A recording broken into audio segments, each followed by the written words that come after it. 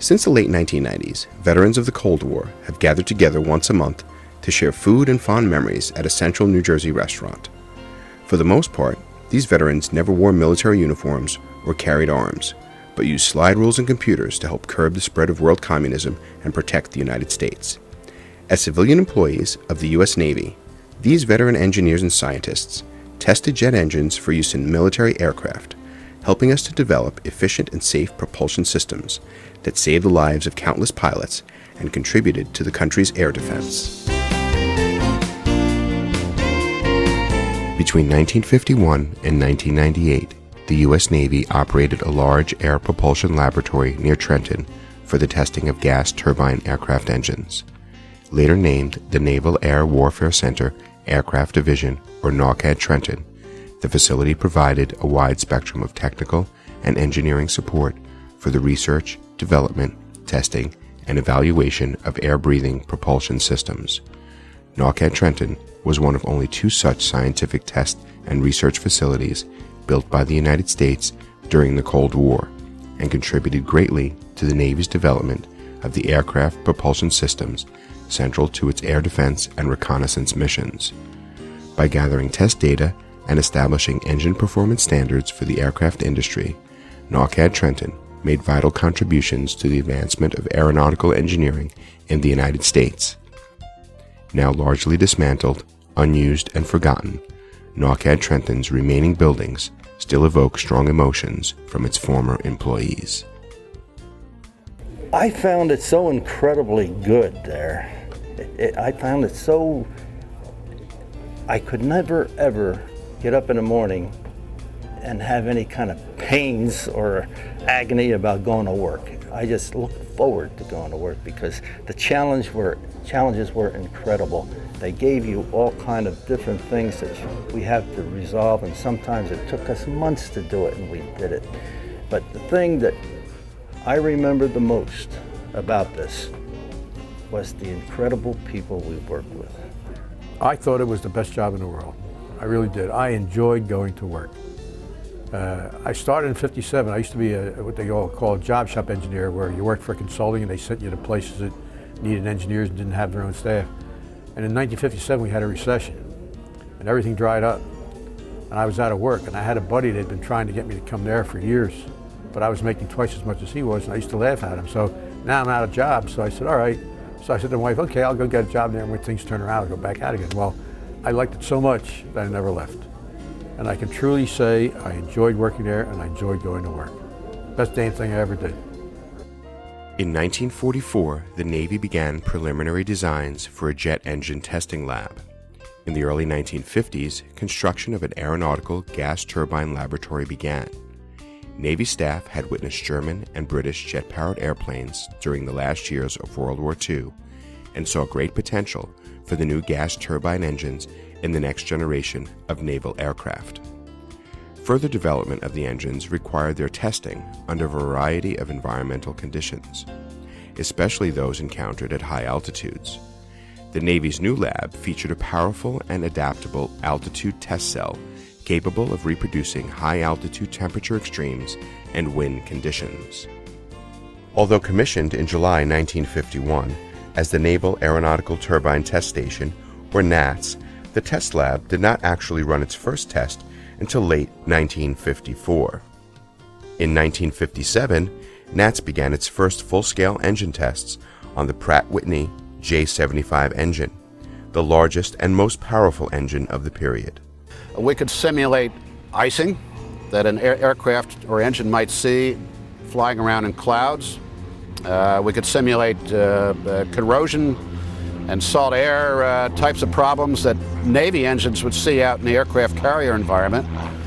And we could do simulated life cycle testing where we would actually send the engine through a simulated life cycle of operation, takeoffs, landings, high-speed operation, cruise conditions, and really simulate what that engine would see in 2,000 or 3,000 hours of actual fleet operation, and do it very quickly here, so we could determine what parts were going to break and fix them before the population of engines out in the fleet reached that age. So we would basically forestall widespread safety problems out in the fleet by doing accelerated endurance testing here. The Aeronautical Turbine Laboratory, or ATL, comprised the principal operating element of NATS. The ATL consisted of 3 interconnected main buildings: the high-pressure blower wing, the test wing, and the altitude exhauster wing that collectively created a 700-foot pathway capable of reproducing Mach 3 flight speeds and altitude conditions up to 65,000 feet. Modifications and expansions of the ATL in 1957 and 1958 permitted it to simulate speeds up to Mach 4 at altitudes as high as 70,000 feet, in addition to accommodating larger engines.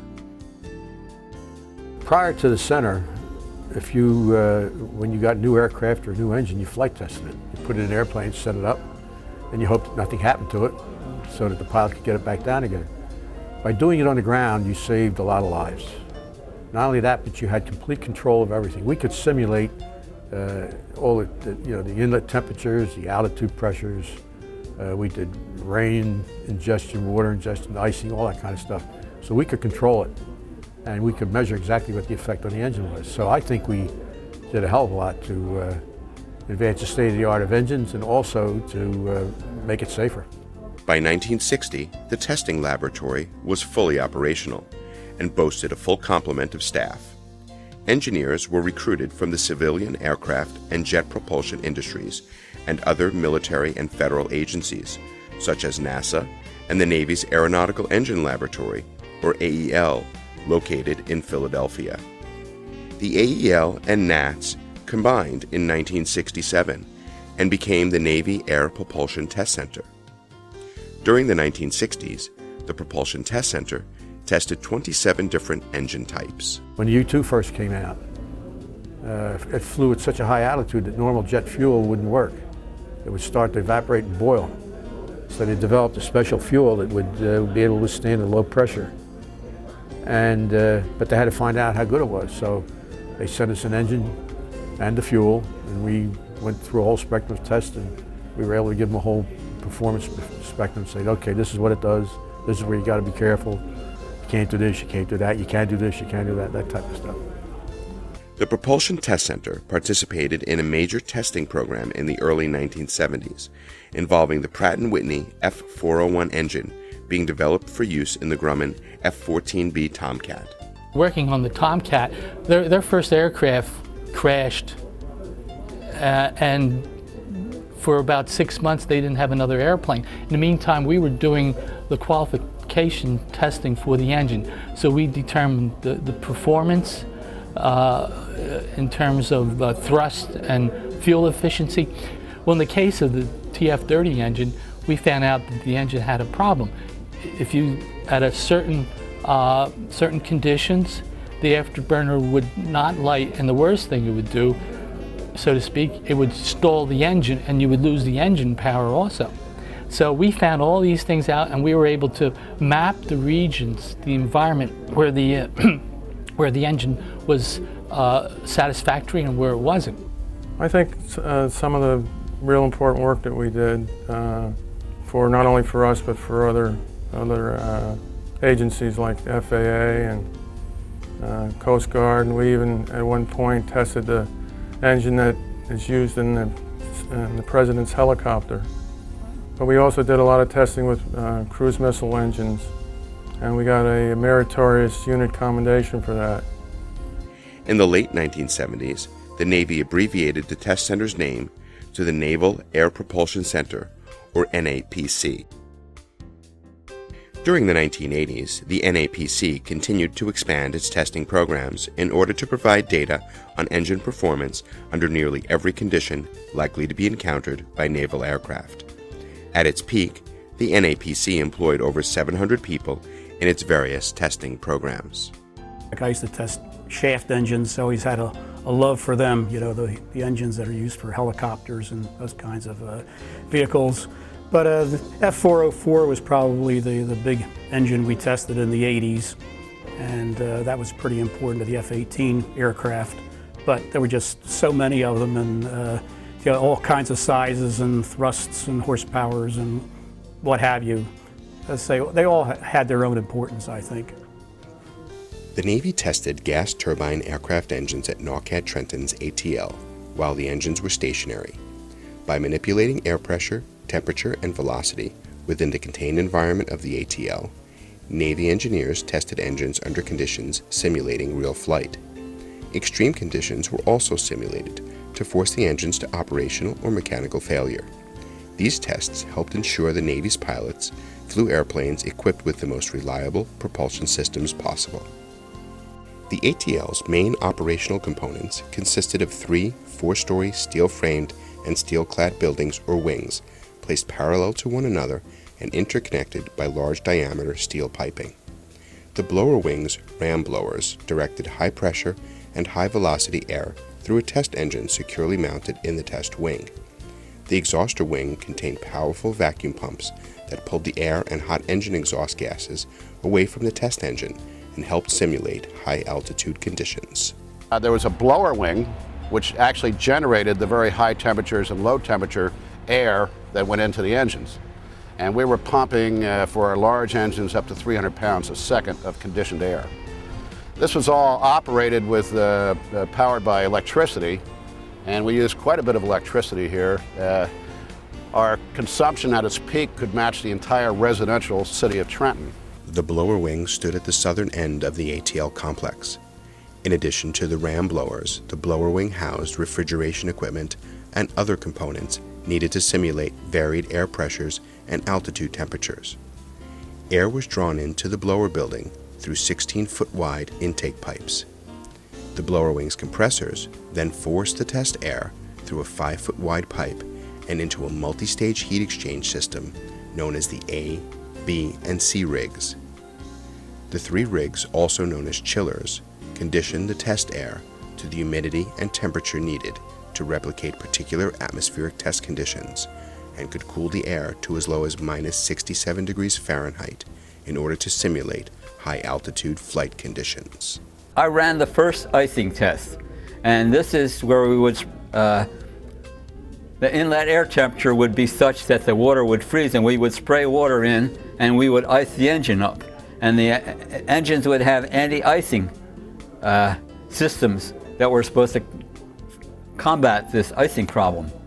And then of course I ran an engine J79 that threw a turbine blade, and it came out through the side of the engine and hit the test cell wall and put the imprint of the turbine blade on it. That'll live in my mind forever. After final cooling or heating in the C rig, the combustion air entered the test wing. The test wing building housed 3 altitude test cells or chambers, 2 sea-level turbojet test cells, a turboprop test cell, and fuel and control rooms. The altitude cells comprised the heart of the ATL and were the most sophisticated components of the completed laboratory. The air velocity in the 3 altitude test cells could be varied from 0 to Mach 3, while an altitude of up to 100,000 feet could be simulated. We had to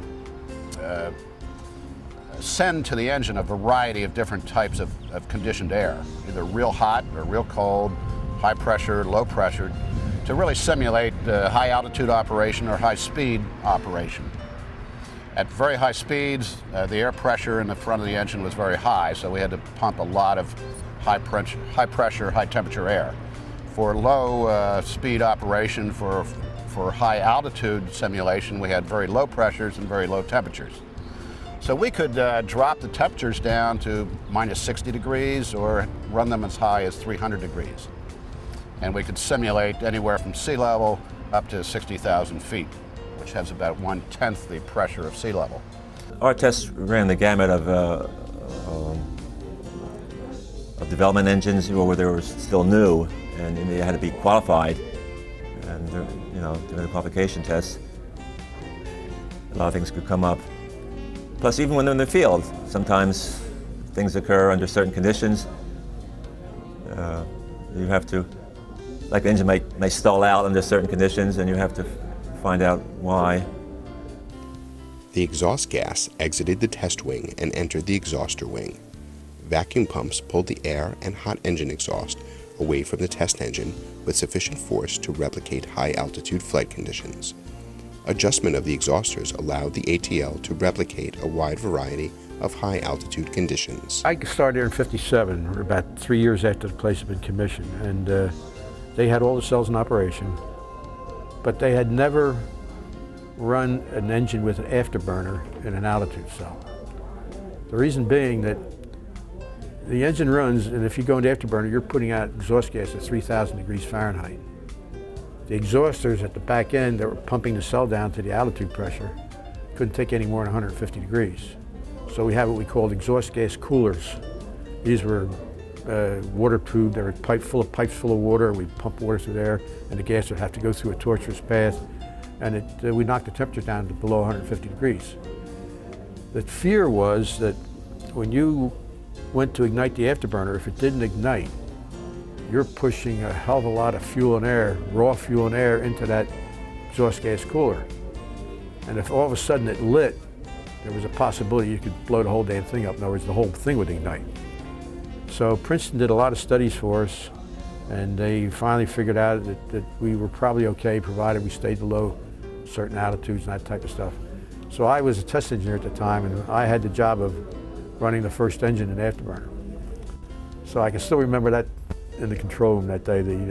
Everybody was very tense. We didn't know what was going to happen. We knew the engine would light. We were always positive about that. But in case it didn't, how long do we wait before we shut it down, all that kind of stuff. It turned out to be a piece of cake. The one problem we did have, which everybody has when they want to try to make a decent test program, is to get the actual thrust that the engine is doing without interfering by measuring it, and also by the differential pressure across the engine and so forth. It becomes pretty complex, but we had some real top-notch guys at the center, and they did a nice job. They were good to work with. In 1992, the NAPC at Trenton officially became NAWC AD Trenton. Simultaneously, the Defense Base Closure and Realignment Commission, or BRAC, decided that many of NAWC AD Trenton's testing and development functions could be conducted more efficiently at other military facilities. Many of Trenton's functions moved to a new facility at Naval Air Station Pawtuxet River in southern Maryland, and NAWC AD's large engine altitude testing tasks relocated to the Air Force's Arnold Engineering Development Center in Tennessee. Well, at the time, in the 1990s, the Cold War was winding down, and the demand for new weapon systems, new aircraft was leveling off. So we could pretty much sense that there was an excess capacity, and about that time, the Department of Defense started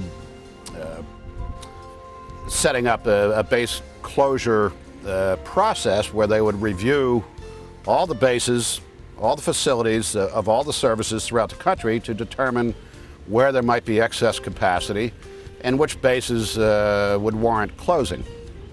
As I said, at the time, the Cold War was winding down. There weren't as many demands for troops, and certainly not for new aircraft and ships. So we weren't surprised. We were disappointed, but not surprised when it was recommended that our facility be closed, because there was simply not enough business to go around. In 1993, the BRAC decided to close NAWC AD Trenton. The Navy formally decommissioned NAWC AD Trenton in December 1998. It used to be one of the biggest employers in Mercer County, but today the Naval Air Warfare Center in Ewing became the latest victim of military base closures. It was officially decommissioned. Normie Shanik has the story tonight. There were hugs and plenty of handshakes today as many of the 750 former employees gathered to say goodbye to the Naval Air Warfare Center in Ewing. The Navy is decommissioning this 66-acre facility, which since 1955 has been the Navy's main test center for jet engines. You've kept the Navy in the air by playing a part in every single